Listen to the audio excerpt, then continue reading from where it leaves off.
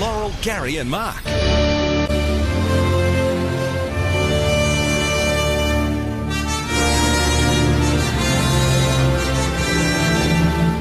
This Saturday, what a day it is worldwide. It is International Tolkien Reading Day. That is J.R.R. Tolkien. Everybody's going to be reading it on Saturday. And we've got one of the world's biggest Tolkien fans, Peter Kenny. Good morning. Good morning, guys, and thank you very much for the introduction. Peter, what do you think makes you the biggest Tolkien fan in the world? I do have probably one of the largest collections in Australia of Tolkien memorabilia, and I have travelled to Europe to talk at conventions, including the Tolkien Society, RingCon, and other festivals and events in Europe. And I quite often do Supernova here around Gold Coast and Brisbane, and I do a lot of library presentations around town. Peter Tolkien, why? Why did you first get interested? I read The Lord of the Rings back in 1976, The Hobbit in 1977, loved the story so much and was very disappointed I couldn't find any more Tolkien literature. Well, late 80s and the early 90s I started collecting other volumes of Tolkien's work and also books about Tolkien, and that eventually led up to the movies. And when the movies came, there were so many books and so many figurines that a bloke could buy. How do you feel about the movies? Do you think they interpreted the books very well? The first three did, the second three didn't. I felt they added too much and spoilt the actual storyline.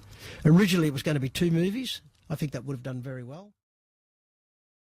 Isn't it wonderful to think that people can come together with this common interest and celebrate someone like J.R.R. Tolkien? Supernovas and Comic-Con, we usually have a booth at Brisbane Tolkien Fellowship, and we have a photo booth. People can have their photos sitting in front of the Hobbit hole, and I have a model Hobbit hole as well, which is a doll's house, completely handmade, and it's one of the top 10 best doll's houses in the world on the internet. Let me get this straight. With Tolkien, the books sort of came after. He was writing a language, essentially, another language. Is that correct? But he started writing Elvish when he was in his teens. He started experimenting with it. He was a philologist and a linguist. Linguist means you can speak many languages. Philologist means you study ancient languages. And he started experimenting, writing his own languages. And from that, he started thinking, well, if I'm going to create an Elvish language, where do they live? And from there he started writing legends and myths about a place called Elfland originally. And he wanted to create a mythology for England. But over the years he changed his thoughts. So you say you have over 1,000 pieces of memorabilia. What's the one? I do have a 1937 Hobbit. Now, the Hobbit was published in 1937. Mine's actually a second printing of the first edition. Wow.